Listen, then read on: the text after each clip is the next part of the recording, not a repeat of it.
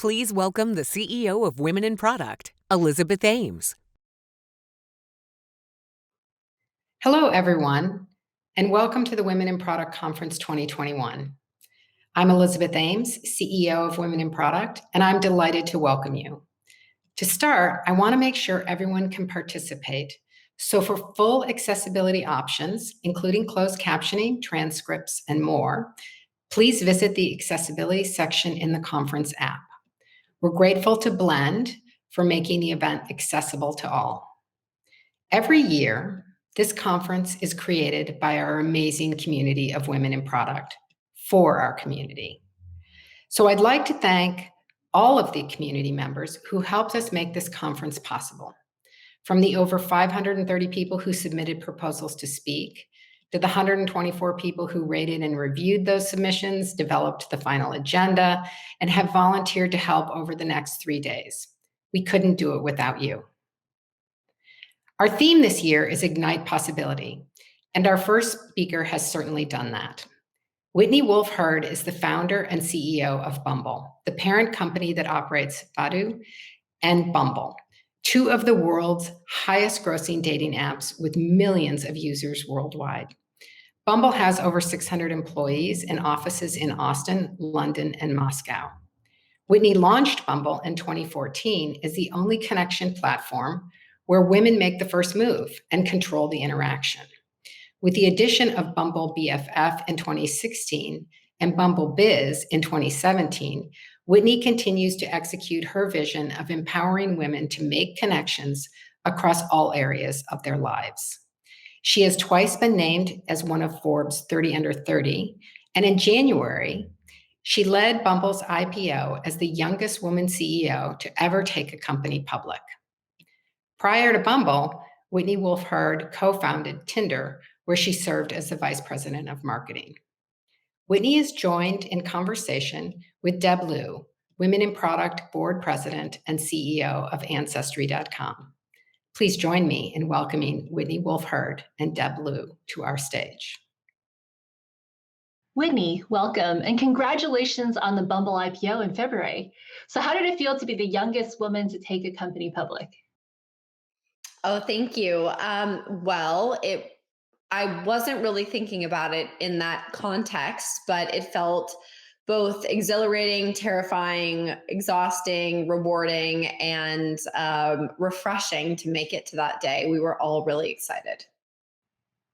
So you've had just such an incredible success as a founder and a builder, and now the CEO of a public company. What is the hardest thing you've ever encountered in your career so far, and how did you overcome it?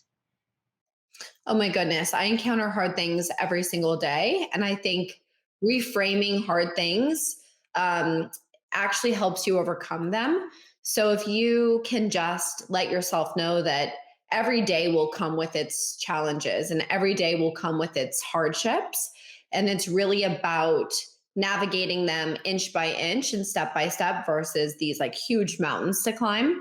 But no, I mean, throughout my career, every day has had a challenge, right? Even the most rewarding days have always come with their challenges. And, you know, it really is a roller coaster, right? Like you climb, and then you drop and your stomach drops and you feel like the world's ending, but then you're going to climb and climb and climb. And you just have to be prepared for it. So that it's kind of a nuanced answer in the sense that there's no one big challenge. The whole thing has ultimately been its own form of challenge, but that's what's made it rewarding as well.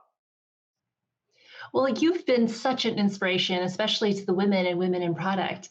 Tell us a little bit about your journey. I mean, you co-founded Tinder, ended up building a successful competing app with a completely different approach.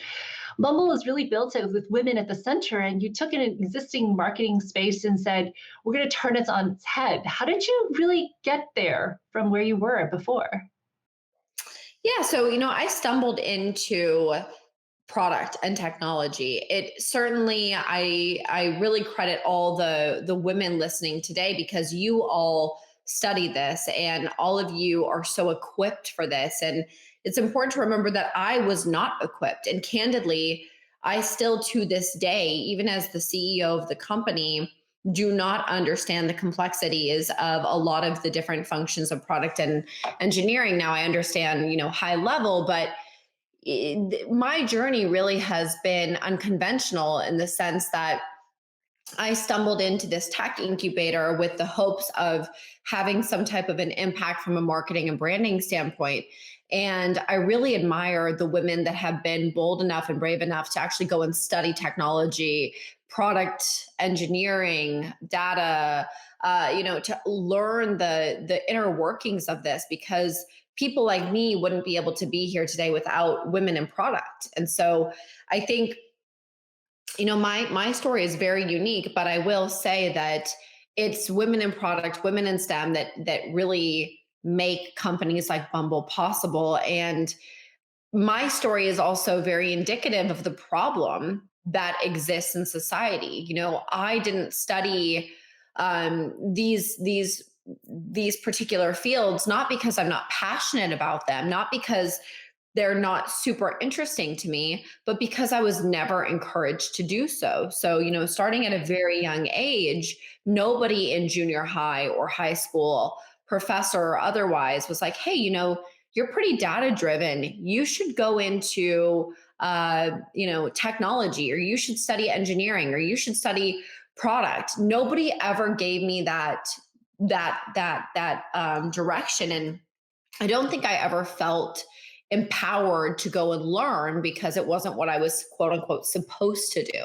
I was supposed to work in fashion or in journalism or somewhere like that. And that's not saying there's not women in product in those categories today, but I'm really motivated to try to change that narrative at a younger age so that people don't have to be reliant on, stumbling into this field. They can really take control of it and insert themselves into this field.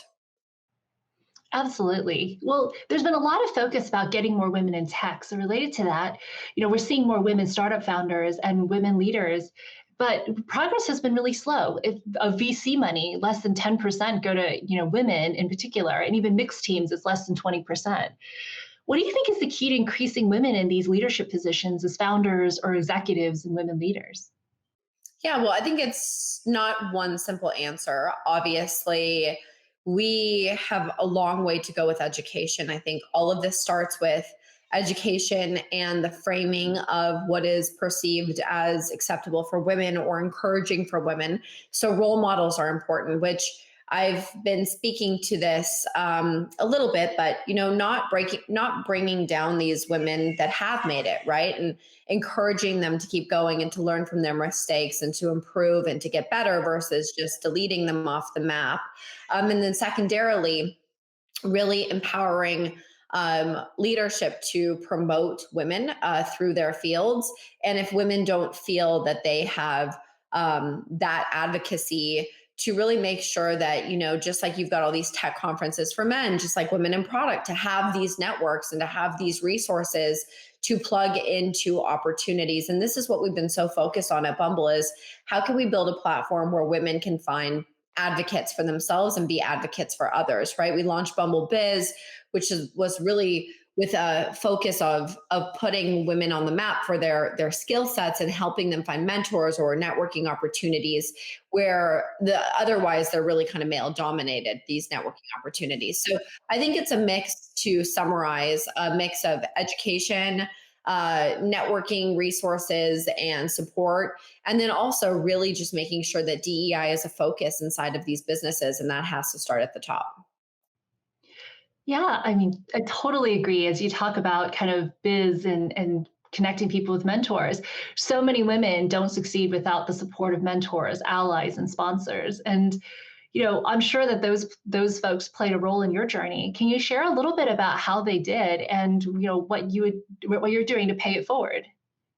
Yeah, so it's actually interesting. I wish I could say I had some, incredible early support system of women in tech, but we all kind of felt like we were the first out there. So some of the people that I leaned on the most, and to this day remain great friends, are women who were in the same shoes. They're like, we don't know who to talk to. We have no one to turn to. We can't call any women founders. And so we all kind of gravitated and found each other and made each other available, to each other. And I've got a handful of those great examples. But when you think of kind of consumer facing products that have women CEOs or had women CEOs or have women founders, you can imagine that those were kind of my source of inspiration in my network.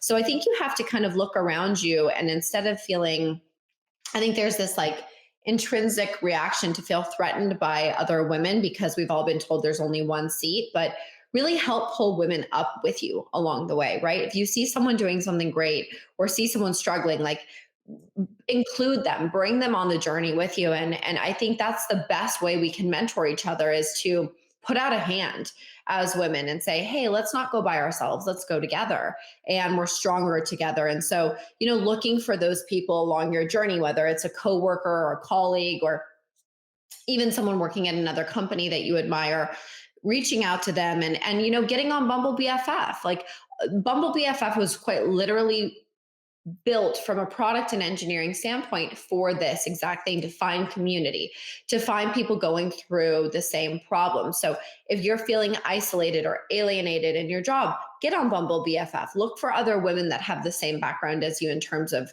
career, ambitions, and find connection through these people around you. I think looking for network and building community will be your best built-in belief system. Well, that's wonderful as you talk about how to build those networks, and especially with Bumble BFF and Bumble Biz, you're expanding from where you started to include friendships and business relationships and really focusing at women at the core.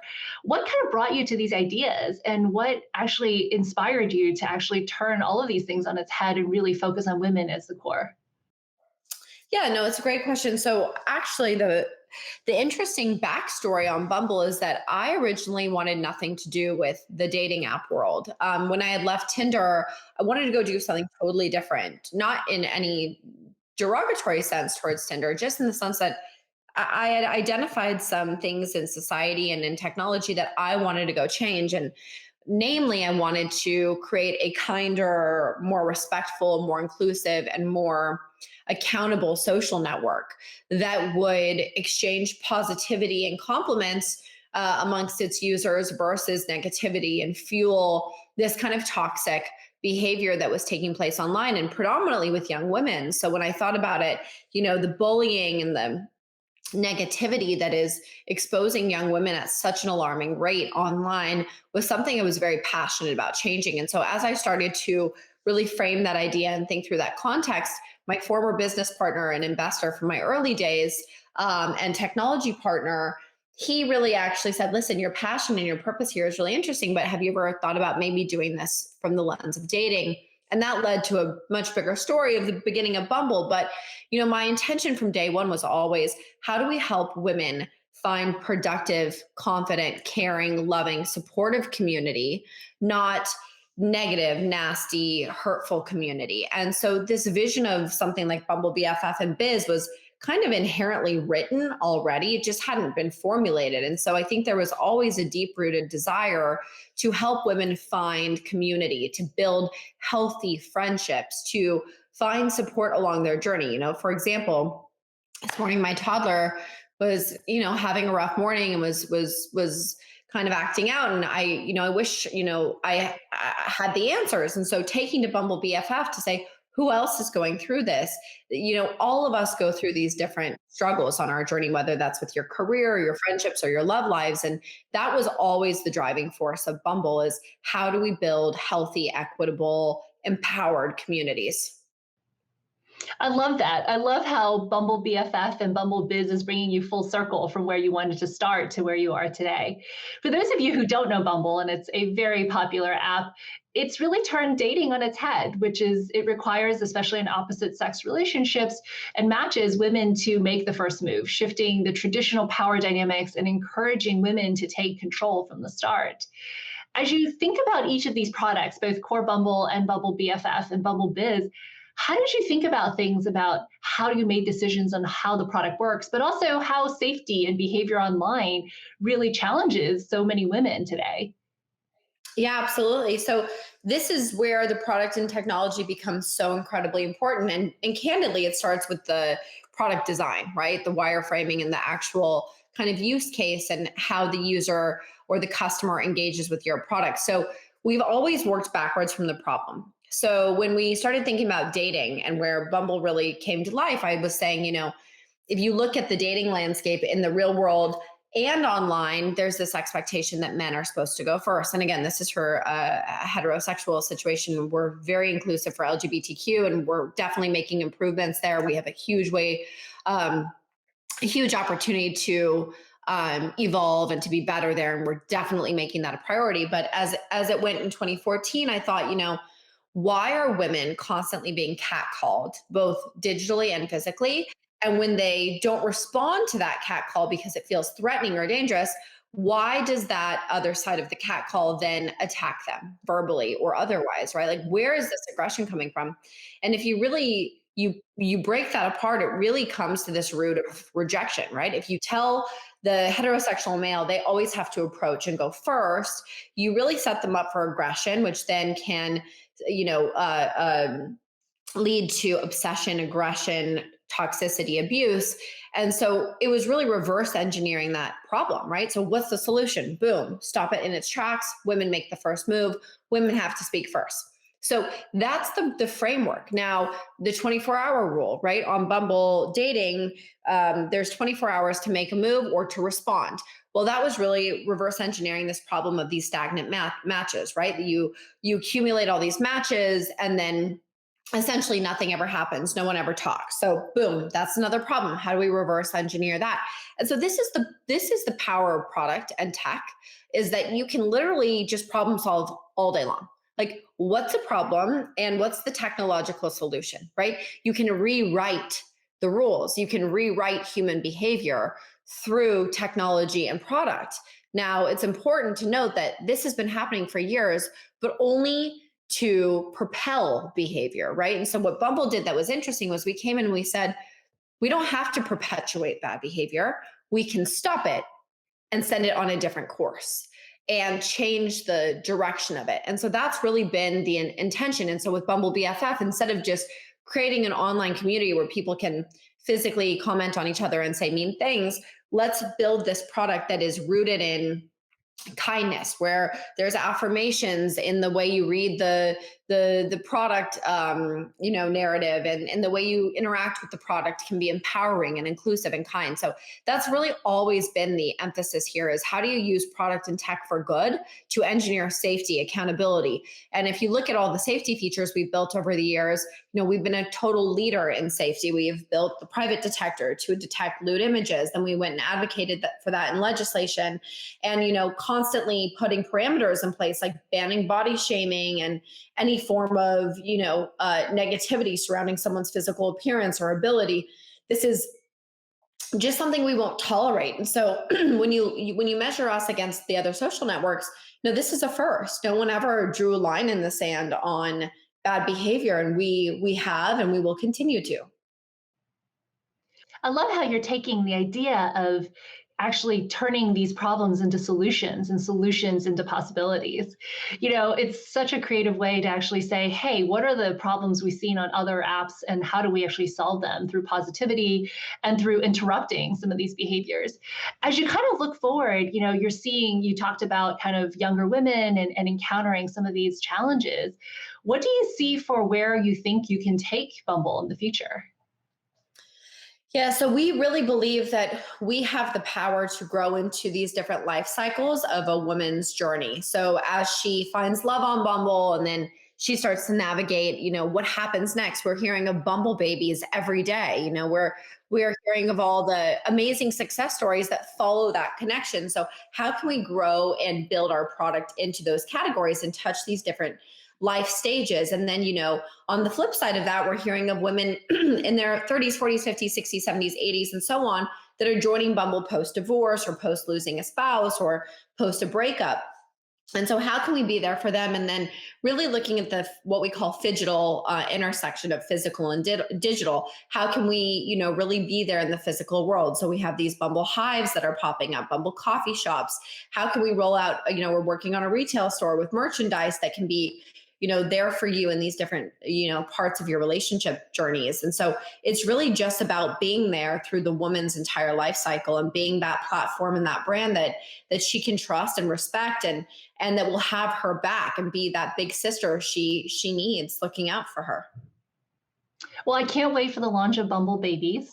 So I hope you will be able to launch that, especially my kids are a little bit older, but I think women could use support from other women at very many different times in their lives. And I have leveraged that a lot. And so I'm sure everyone's very excited to join BFFs and Biz and all the new products that you're building as well. So my last question for you is, this is a question I ask at every interview that I do, which is, what advice do you wish you could have heard when you started your career? And what advice would you give yourself when you're starting out? Goodness. Well, let's see. And by the way, back to the Bumble Babies thing, definitely no plans there yet, but it's a cute idea.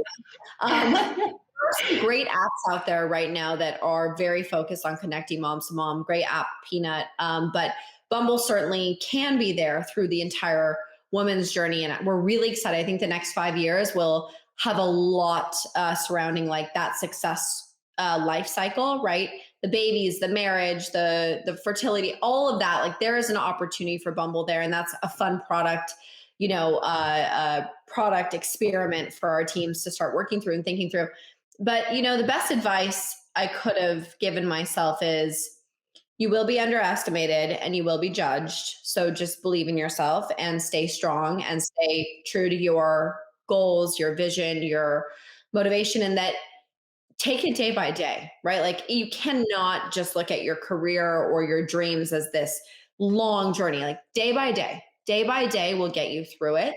And also, don't be so hard on yourselves, right? And I think the best advice that all of us can remind ourselves of is like, just be kind to others and do the right thing. And when you do the right thing and when you're kind to others, things fall into place, even if it takes a while to have that come into fruition. But what goes around comes around, and just do the right thing and try really hard and be bold and brave and day by day.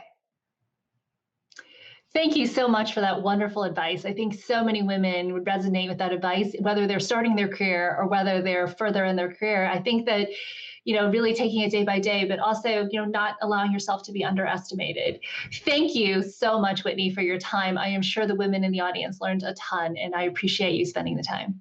Oh, thank you. I'm honored to be able to speak to this incredible audience. And thank you so much for taking the time to chat with me. And thank you for the thoughtful questions.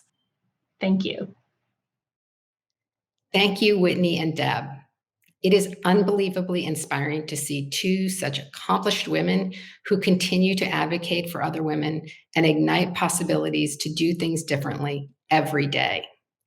Next up, we have a panel of product leaders building innovative products and redefining existing products in ways that are opening up new possibilities. Nupur Shrivastava is responsible for product at Grand Rounds Health, leading a team of general managers, product managers, and designers. Prior to Grand Rounds Health, Nupur was head of product for AliveCore, a leader in FDA-cleared ECG technology for mobile devices. She recently received the 40 Under 40 Class of 2021 award by San Francisco Business Times. Bettina Ivancha joined Peloton Interactive in 2016 as the fourth member of their product management team. She has been part of growing that team to 25 while tackling numerous not so straightforward problems along the way. Katrina Benjamin is the VP of Product and CX at Upwork. She and her team are responsible for connecting customers with opportunity. She is a data-driven leader, driving results and solving hard problems in product and programs for talent onboarding, search and recommendations, talent growth, pricing, and market design. And our moderator, Jimena Almendarez, product group leader of customer support at Facebook.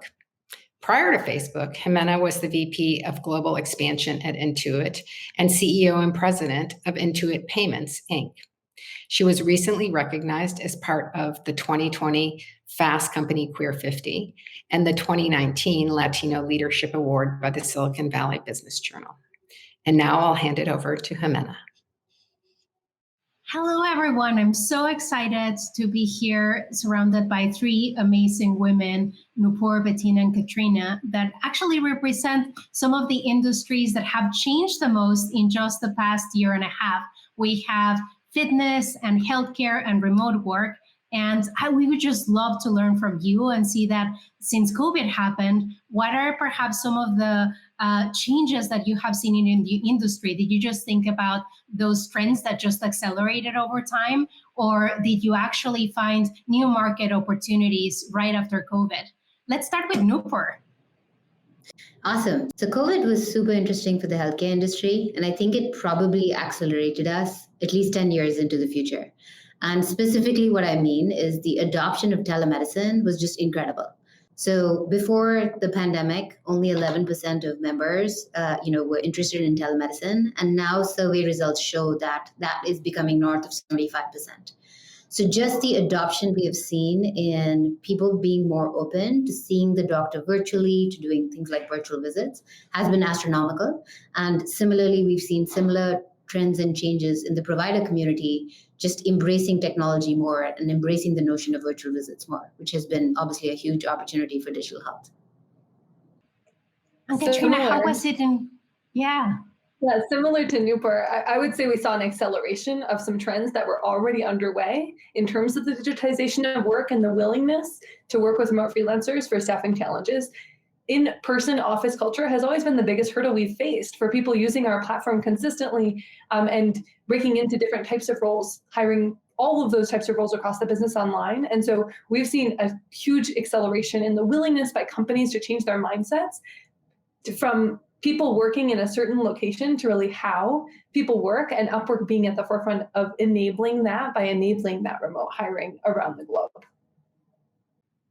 I love the way you phrase that as changing the way that people do things that they may already be doing. And I think that it has actually been pretty similar for Peloton as well. We very much believe that home is the best place to work out. It's the most convenient, it's the most comfortable.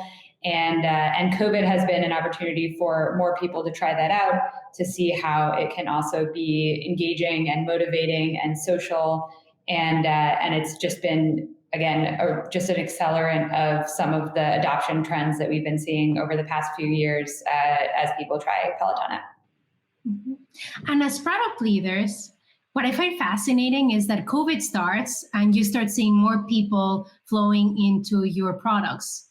But tell us more about almost like midway, when now you start seeing that because of the acceleration of trends, there might be new functionality that you wanted to launch, or perhaps even constraints as you had too much demand of your product. So tell us more about that interim moment and what were new ideas that your teams came up with. Do you want to start, Bettina? Yeah, sure, I can start. So we definitely saw a really big interest in our digital apps on Peloton's side. So for the time before the pandemic, the digital app was mostly an entry point into eventually perhaps buying a bike or a tread from Peloton. But in the pandemic, we had not only people sort of interested in the digital membership for the long term, and we actually started out the pandemic by offering a 90-day free trial to sort of get people into the ecosystem, which was really exciting to be able to do that. But we also saw people exercising in ways that they weren't exercising before the pandemic. So instead of maybe only doing cycling and running, there were more folks doing strength and HIIT cardio and meditation. And so it really changed sort of the emphasis on different fitness disciplines in our content library and our software. And we adjusted sort of many features across the board to service that. That's great. And someone else had some good ideas of also the new products that you had to build? Yeah, I'm happy to chime in. So we actually built 2 products in the span of 6 weeks to respond. So first is, Grand Rounds is a navigator to many companies where members come to us with any questions about their health. And very quickly, we had to be ready to answer members' questions around COVID. right? Like what does it, they could be clinical questions like what does this symptom mean? There was a lot of paranoia and lack of information. And there was also navigation questions around, hey, if I feel sick, will my company cover my pay? Like if you remember, there were a lot of frontline workers that still had to go into work while a bunch of us were working from home. And so we launched a quick navigation product called Urgent Response. And then similarly, at the same time, in 5 weeks, we decided to launch telemedicine, so that in addition to letting people navigate their COVID concerns, we could also connect them with doctors that could start diagnosing and prescribing as the need arose. And so very quickly as a team, we were trying to sort out how we can support our members in a really big way.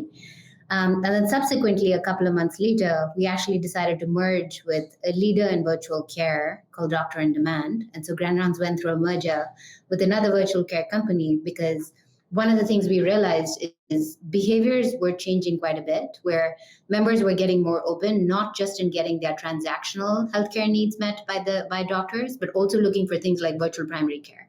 So our company went through quite a bit of transformation over the past year, which was a good way to accelerate into the way I think healthcare should be, which is more virtual and more member centered. And I'm so interested to hear soon about how your teams adapted to that. But I think that we still have a bit of time. So hearing also from Katrina, like, what did you see on your side as more people were flocking to Upwork? What did you develop?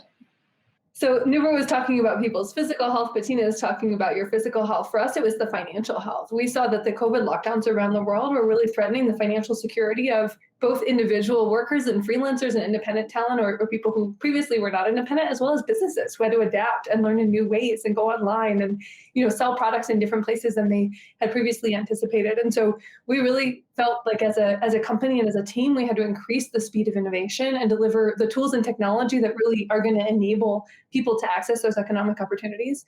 So on the product side, we've launched direct contracts, which enables freelancers, whether they find their clients on Upwork or not, to take advantage of escrow so that their freelancing relationships are paid securely and predictably. We also launched Project Catalog in beta in 2020 and rolled it out in February 2021 to all customers to help remote freelancers build this new income stream and help clients who previously hadn't hired or hiring in new areas that they're not used to be able to browse and buy packages that are prepared in advance.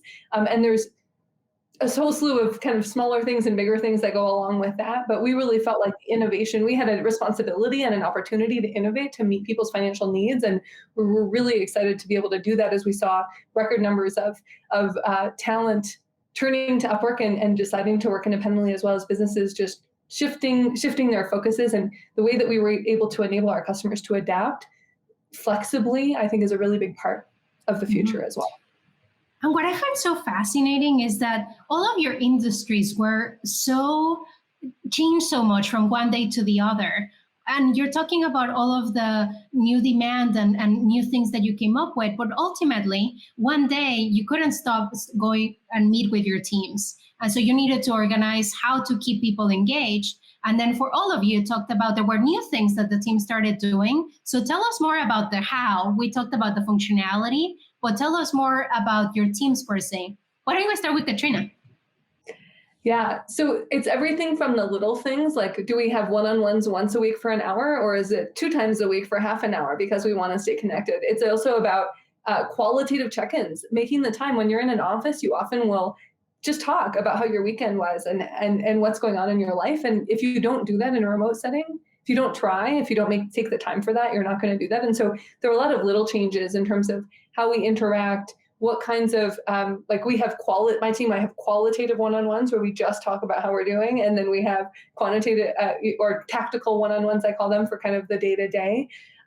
We have social hours that look different than they did before. We have a lot more one-on-ones, I think, that we did before, and it's easy for that to take over a bit, but really being strategic about it and how we support each other, I think, is really important. And then there's also kind of how we as a team model taking care of ourselves, and also how we as a team operate so that the communication, to enable some of those communication flows that previously maybe we took for granted, but we really need to think about enabling, whether it's quarterly planning, whether it's updates, like how do we use the right tools ahead of us. And for us, it was really kind of program Slack updates, quarterly planning being much more transparent and all in one place.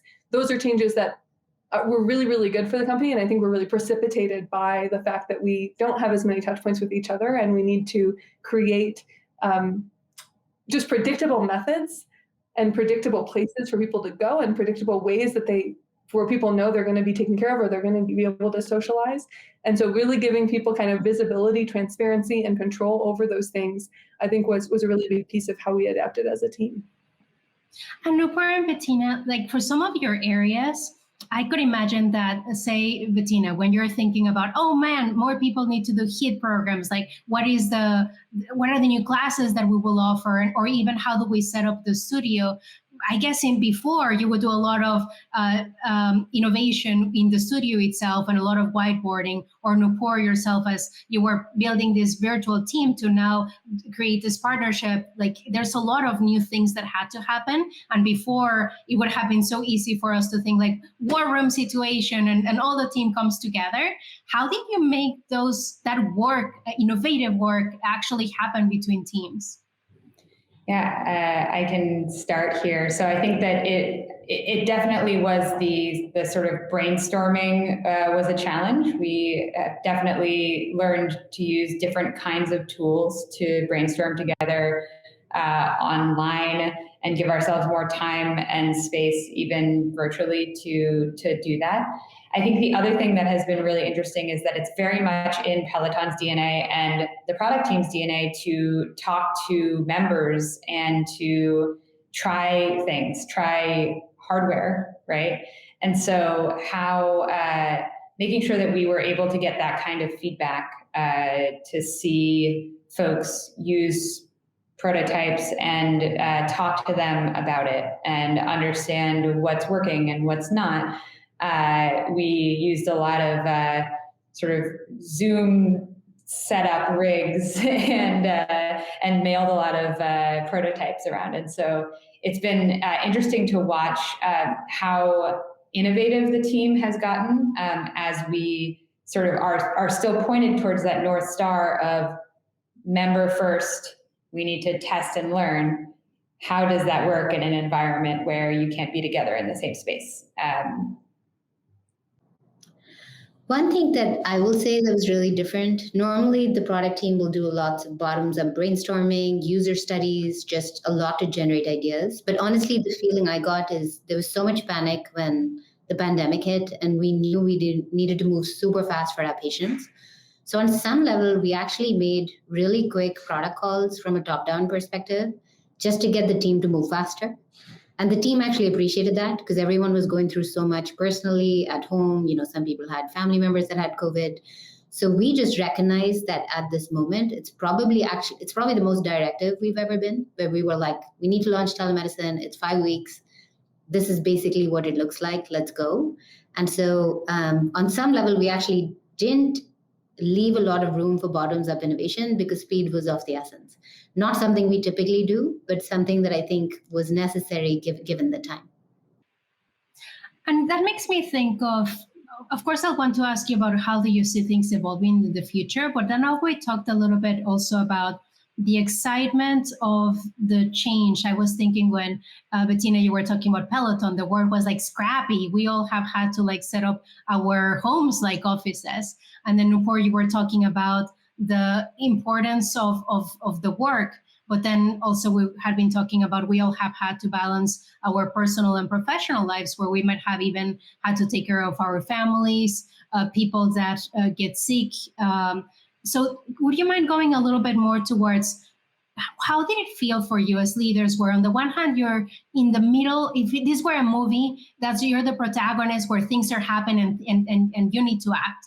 So how did you combine the fact that you were so important for an industry and for a company in leading teams, but at the same time, there were so many pieces you had to accommodate in your personal lives and professional lives? Like, tell us more about what you learned and what happened. Let's start with, say, Nupur. So the one thing that I think I learned to do, which I think was important, like coming back to the point that different people in the team had different challenges, right? Some were parents of young children, others had family members with COVID. So I probably, one of the things I tried out was just being very vulnerable myself and admitting that I was very anxious. I was having nightmares about COVID, given the number of COVID calls we were taking. I was also admitting, like, during all this, the George Floyd stuff happened, which was extremely stressful. And so I think I used the opportunity to probably be the most vulnerable I've been as a leader, to let the team know that I'm struggling. And sometimes it's actually hard to be productive on a day-to-day basis, and that's okay. Like, we're human. The world is going through something it's never been before. So the biggest lesson that I took from this is there's actually a lot of value in being vulnerable as a leader when you're struggling. Because I think on some level, it helps people show up as complete full people at work, but you also give them a little bit of a leeway and understand that we're not all machines and the world is a mess and we should just embrace that. And it's okay if some of you need to take like the day off or the entire afternoon off or need to deal with whatever is happening at home. So my biggest lesson was the reward of being vulnerable as a leader, because I think it brought us closer as a team and let people show up as real people at work as we were dealing with COVID. Yeah, this is one that I would love to hear from the three of you. So Katrina, would you mind sharing too? I love your answer, Nupur. I totally agree that people on our teams and around us, our colleagues, are not going to share and be able to bring their full selves if we don't do that. And so that vulnerability, I think, is really key. I think there's also little tactical things like really inviting people, block off your calendar. Like, what is your routine at home? That is changing, right? There are people who were splitting. I take mornings with the kids and my spouse takes, the afternoons. And so really making sure that we're asking about that we're enabling that we're doing the practices that share that with others, sometimes without having the emotional burden of doing it ourselves. Like, I'm blocking off my calendar on certain days because of childcare, or I'm blocking off at certain hours. And so I think there's the vulnerability is huge. And then the practices around it. We had like company days off along the way. We've also had floating days off that we've like really encouraged people to take, even though we have unlimited PTO, just putting that extra nudge, like, you need to find a day off in the next month and you're going to, do that for yourself. I think those practices that really encourage and enable the self-care and also show that we're serious about it, that our actions are meeting our words. I think those are really critical and really help build that kind of community, and also just enable people to really truly share, even when it's worse than maybe what someone else has shared, or they're struggling in a different way. I think those practices really enable that. I love that. I love the both of your answers, actually. The vulnerability and also modeling and tactics are so key. I actually had a baby during COVID, so in July I had my first, which was fun. So the experience was very much around uncertainty and how you think about and you make decisions in a world where many things are uncertain. And I think that's been a learning process for myself and my team, that you can live in a situation where we don't know what's going to happen next and still make bets and make decisions and work together in a direction, and learning to balance that and just say, we don't know everything. And that's an important thing to be able to admit, and as Nupur said. That's so great to hear, because I think that so many of us had to adapt so much, obviously because of the circumstances of working from home. But what I found fascinating is that in your specific industries, it was really being in the middle of the hurricane and just trying to adapt to a change in an industry and a change in demand, and then, how to manage your teams. So perhaps one time when I would love to hear the thoughts from the three of you is, we might be hopefully coming out of the deep COVID phase and going towards a post-COVID era. So what are some of the changes that you think are going to continue? Like, if you were a fortune teller, what would you tell us about your industries? That's question one. And if we get to it, because we only have 4 minutes left, is what is the one learning that almost like we talked about your industry, and on your side, what is the one thing that you also want to continue embracing in your post-COVID leadership style? Shall we start with, who wants to start? I see this is a bit of a curveball. I can put Bettina to it. Do you want to start, Bettina? Just follow us. So I think fitness is an interesting place to look into the crystal ball. I think we are seeing some of the most amazing engagement numbers from our members as they use exercise to relieve stress and sort of get to know the Peloton ecosystem, the instructors, the social membership, and all of that. I think that there's room in the industry for both at-home fitness and traditional fitness routines. So gyms, boutiques, outdoor exercise. And so one of the things that we have been thinking about and working through is how do we create an environment where our members could be doing both, and that all fits together and feels like a coherent experience.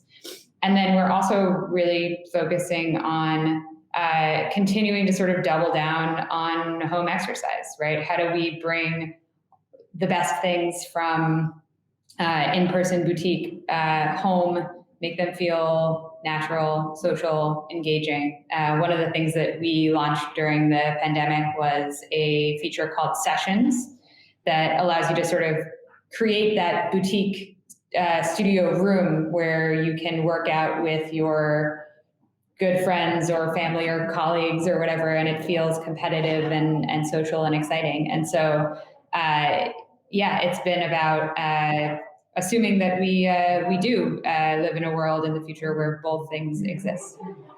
So we have 2 minutes. That's 1 minute for each of you. Nupur, what are the biggest trends?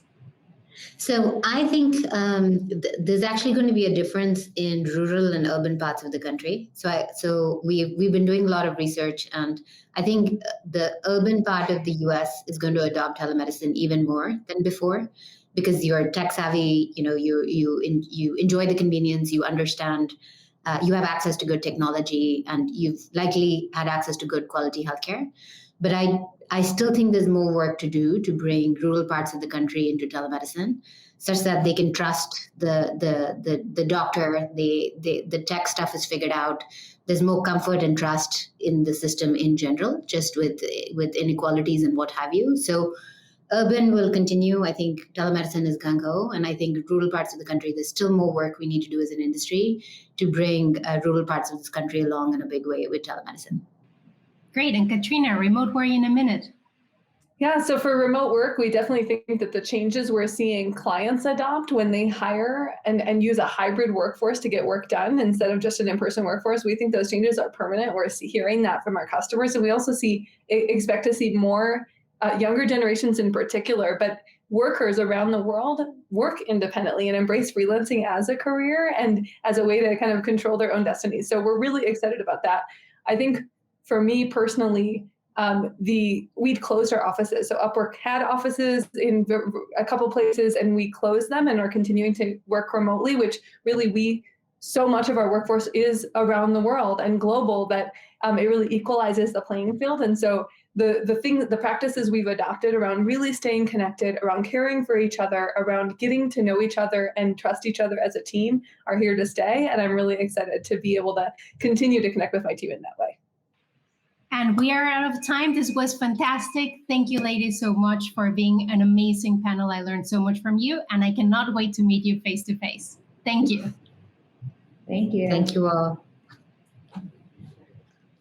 I hope these talks have inspired you to think about your products and your markets in new ways, and to think about how technology can ignite possibility for existing products and markets.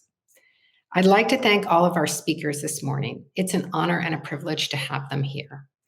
I'd also like to thank our sponsors for making this whole conference possible. Our title sponsors, Facebook, Google, PayPal, and Upwork. We greatly appreciate their support for the conference, our community, and all of the work that we do. Our gold sponsors, thank you for joining us this year. We're delighted to have you here. and our silver and bronze sponsors, thank you for being a part of our community. We could not do this without the support of these organizations. Don't forget to visit them in the sponsor pavilion. A couple of quick reminders before we break. First, the breakout sessions start at 10 a.m. Pacific time on all 4 stages. Second, join our live interactive sessions starting at 12:30. Don't miss your opportunity to connect with women in product speakers, including some of our keynotes. Check our event app for more details. Thank you, everyone, and have an amazing first day at the conference.